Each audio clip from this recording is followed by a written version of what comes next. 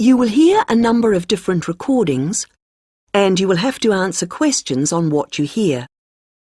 There will be time for you to read the instructions and questions, and you will have a chance to check your work. All the recordings will be played once only. The test is in 4 sections. Write all your answers in the listening question booklet.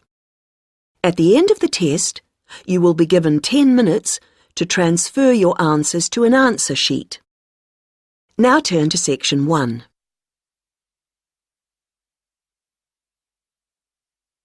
Section 1. You will hear a woman telephoning a travel agent to book a holiday. First, you have some time to look at questions 1 to 7.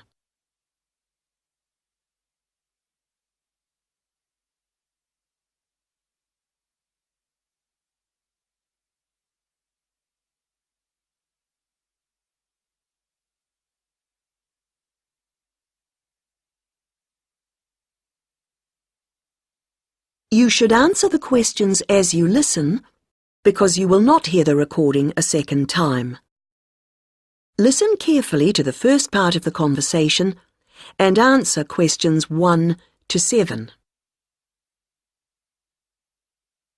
Hello, you're through to Go Travel. This is Darren speaking. How may I help you today? Hello, I'm calling to book a holiday. Great. May I take your name, please? Yes, it's Greaves, Anna Greaves.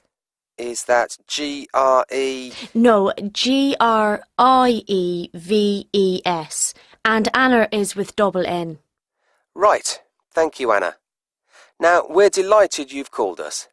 Can I ask where you heard about us? It was your advertisement in one of the magazines. Was it Holiday World? Oh, yes, that's the one. Good, thank you. It's useful to know. Of course. And did you have a particular holiday in mind, or was it a general inquiry? I think I've chosen. I like the look of the one with the code FT4551.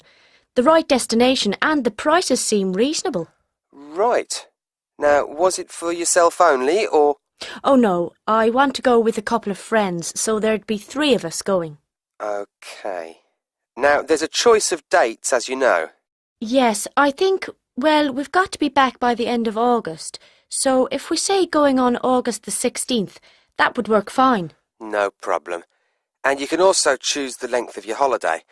There's, let's see, 7, 11 or 14 nights. We thought the middle one would be great. Longer would be nice, of course, but... Maybe next year. Yes. And you do need to have insurance. Uh-huh. We've 3 levels: Standard, Super and Super Plus.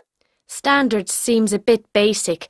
Let's say Super. That should be sufficient. Fine. Before you hear the rest of the conversation, you have some time to look at questions 8 to 10.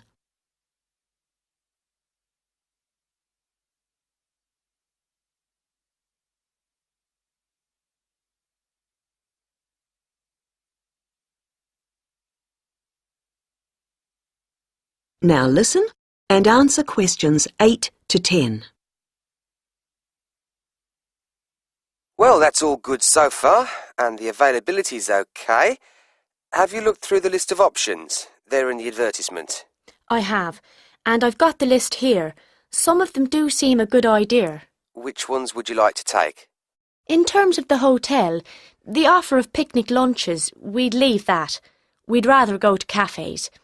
I think a balcony for the room is a must. It's so nice to sit out, enjoying the view. Oh, yes. And then the trips. I think we'll pass on the night bus one. I never really enjoy the commentaries. And museums aren't really my sort of thing, to be honest, any more than dances. Uh-huh. But I like practical things, so I think the demonstration of local arts could be fun. Yes, I would think so. And then in terms of getting out of town, going up the river on a boat sounds delightful, and I wouldn't want to miss that. But the mountains, well, sitting in a coach on those winding roads... I understand. OK, well, that's all I need for the booking at this point. Just a few details for you and then we'll check the payment. That is the end of section 1. You now have half a minute to check your answers.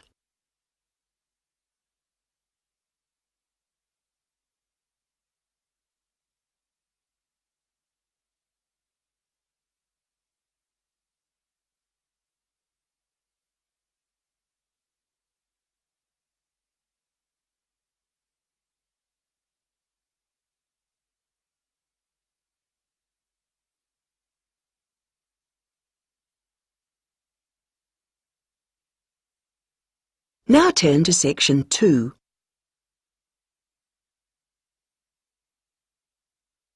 Section 2. You will hear a talk about Run Well, a charity that raises money by organising running races. First, you have some time to look at questions 11 to 17.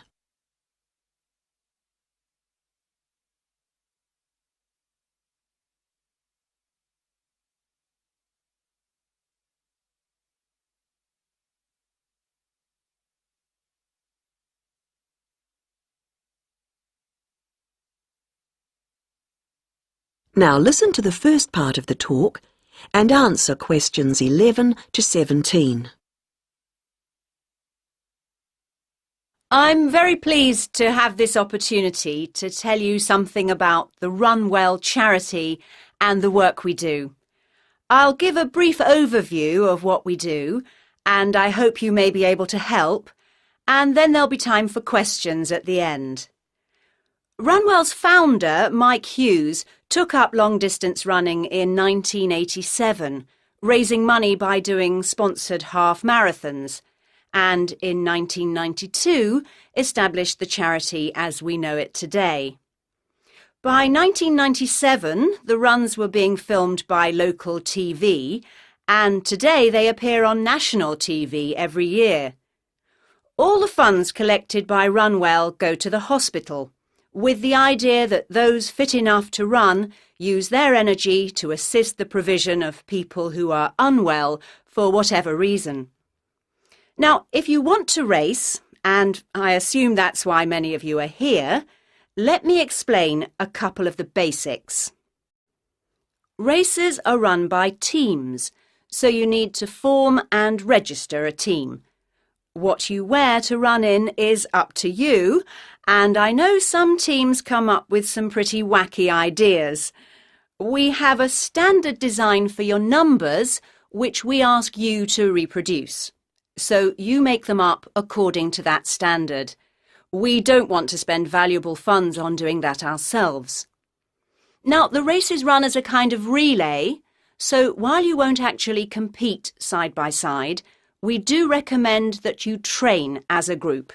This helps to optimise performance and build team spirit. It will also give you a fair idea of how much you need to eat and drink over the race distance. This is clearly essential for an effective performance, so please make sure you come along to the race with sufficient food and drink. Again, we don't spend money on providing that, but you do need to keep yourself going for the 20-kilometre course. The course goes through the town, then out through Highfield Park, concluding in the main square, where the applauding spectators will be ready to greet you.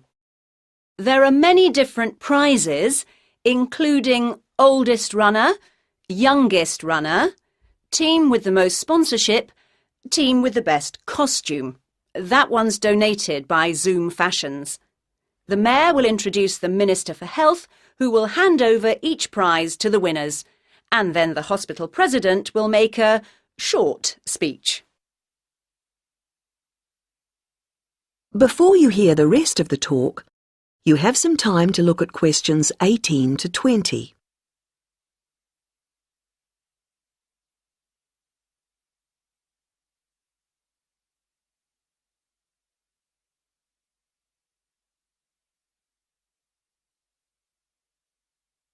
Now listen and answer questions 18 to 20.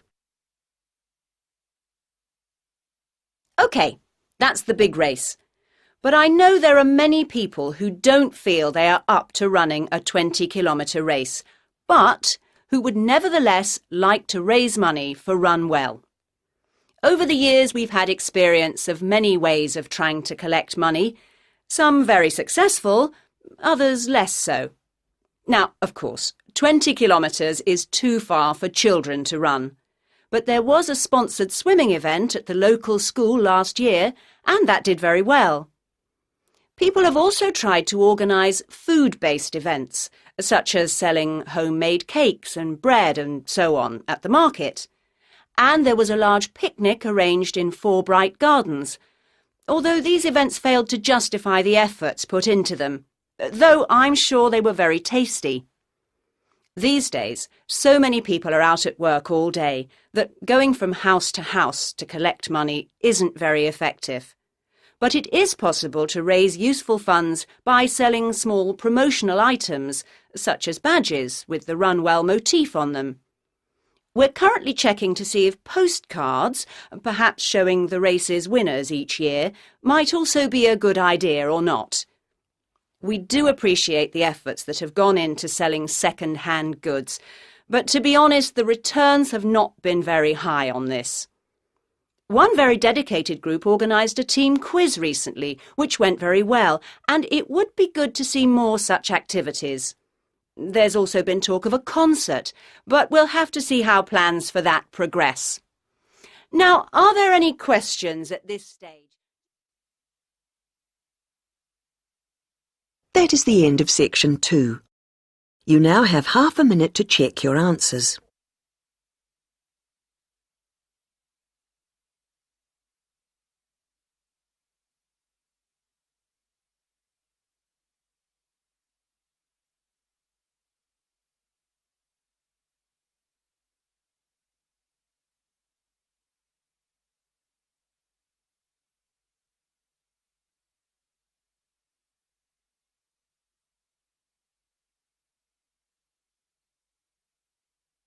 Now turn to section 3.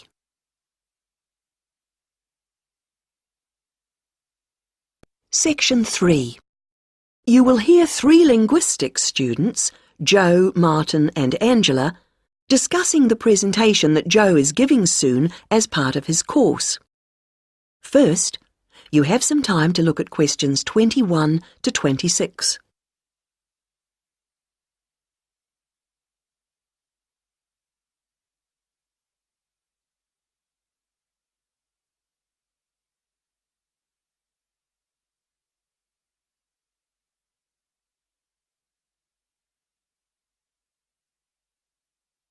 Now listen to the first part of the conversation and answer questions 21 to 26.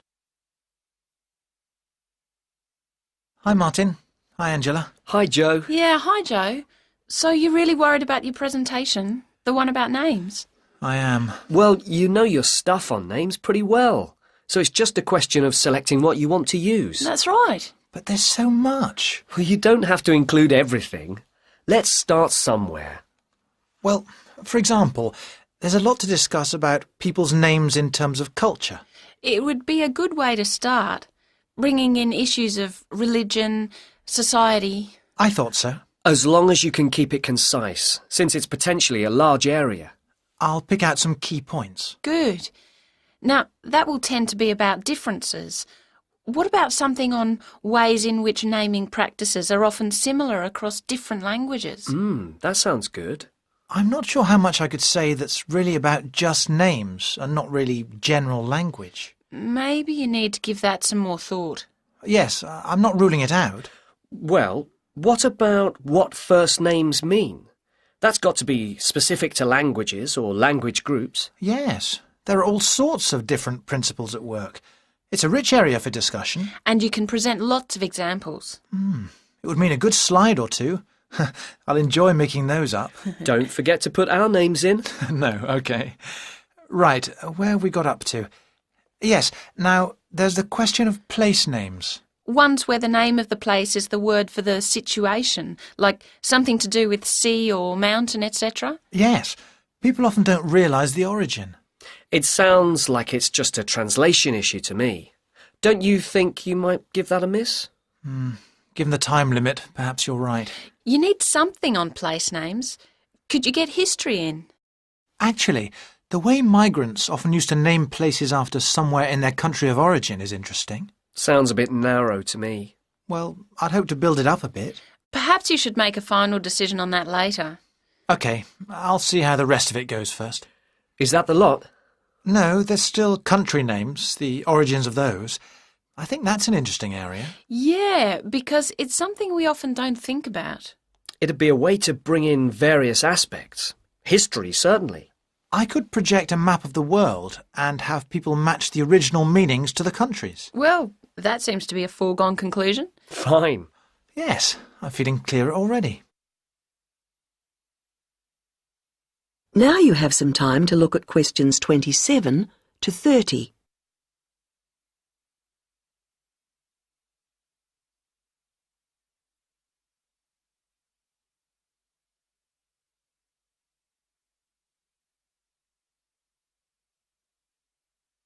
Now listen to the rest of the conversation and answer questions 27 to 30. You know, there's another aspect that I think I'll cover. Yes? Brand names.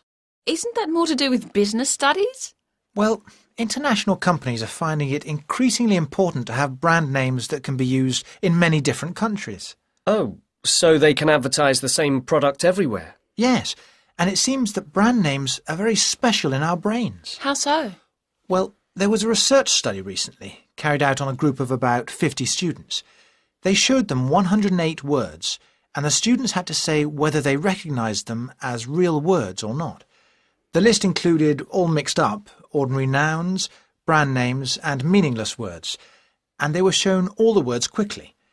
And the brand names seemed to be recognised strongly and in the emotional right-hand side of the brain. It was interesting that the brand names were recognised more readily if they were displayed in capital letters rather than lowercase, something which doesn't apply to normal words. How strange. What else did the researchers find out? Of course, it's a relatively small study, but they suspect that other visual features are at play, and so that, for example, colour has a major effect in helping us to store brand names in a special way in our brains. I suppose that's logical.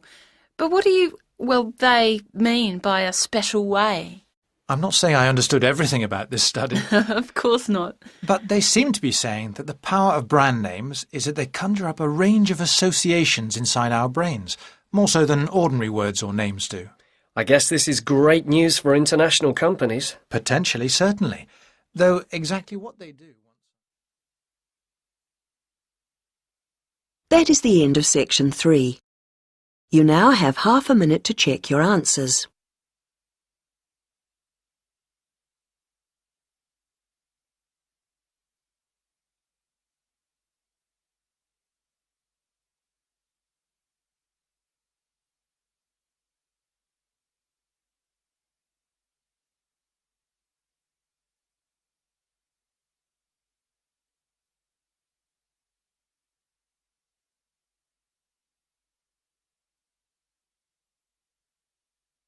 Now turn to section 4.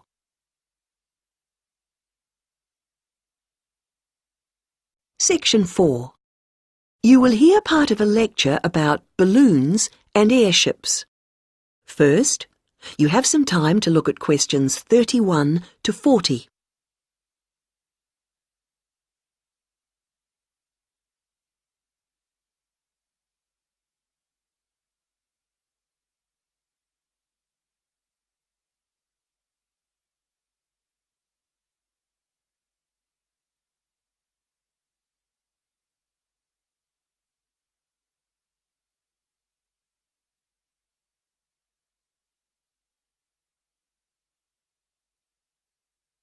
Now listen to the lecture and answer questions 31 to 40. Now, balloons and airships are worth consideration because, while on the one hand they represent humans' first successes at air flight, after centuries of less than successful theory and experimentation, they also, on the other hand, continue to be used today. We may have appeared to have moved on to jet planes and space rockets, but you can still see these more primitive flyers in the skies. OK, gas balloons first. France saw the first balloon flight in 1783, and this began a process of development. By 1862, in the Civil War in the United States, we find Thaddeus Lowe replacing spies with balloons to go behind enemy lines. The success of this led to the continued use of balloons in peacetime, and they were employed in the creation of maps. And such applications continue to this day, with balloons assisting in increasing our knowledge and understanding of the world we live in. Unmanned balloons are still widely used to collect data to inform scientific research of various kinds. You'd be surprised at how much they contribute. All sorts of instruments can be mounted in a balloon, and ongoing investigations into climate benefit from the information that can be gathered from a flight. Well, that's gas balloons. Now, the increase in the popularity of ballooning as a sport or leisure activity has been mainly due to the development of the modern hot air balloon, being cheaper and safer than the gas balloon. Heating air, rather than using potentially explosive gas, is what makes these rise, although the process doesn't generate as much lift as with gas balloons. But this is a small price to pay for its other benefits, and this type of balloon is no doubt here to stay.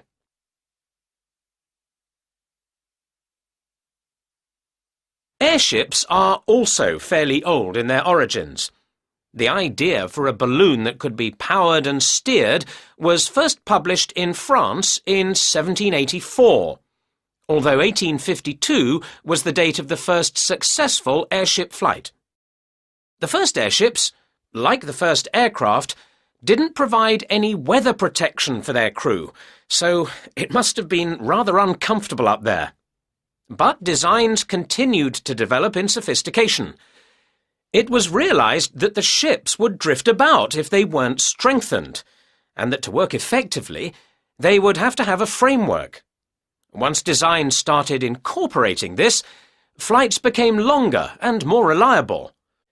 Airships were deployed for various uses in the First World War, and once peace returned, designers began to turn their attention to ambitious plans for regular intercontinental flights. However, in the 1930s, this program more or less came to an end. For one thing, the speed and popularity of airliners meant that the airship appeared superseded. They just couldn't compete. And as if that weren't enough in itself, another factor in the decline of the airship was an alarming number of crashes, and this, of course, put people off.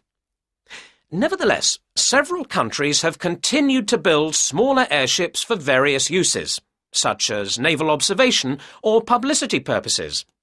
In fact, their popularity seems set for a slight revival, and in the past few years there has been renewed attention paid to the possibility of using them to transport cargo. Who knows? Maybe the 21st century will be the age of the airship. Now, if you look at your handouts, you'll see that I've included some information. That is the end of section 4. You now have half a minute to check your answers.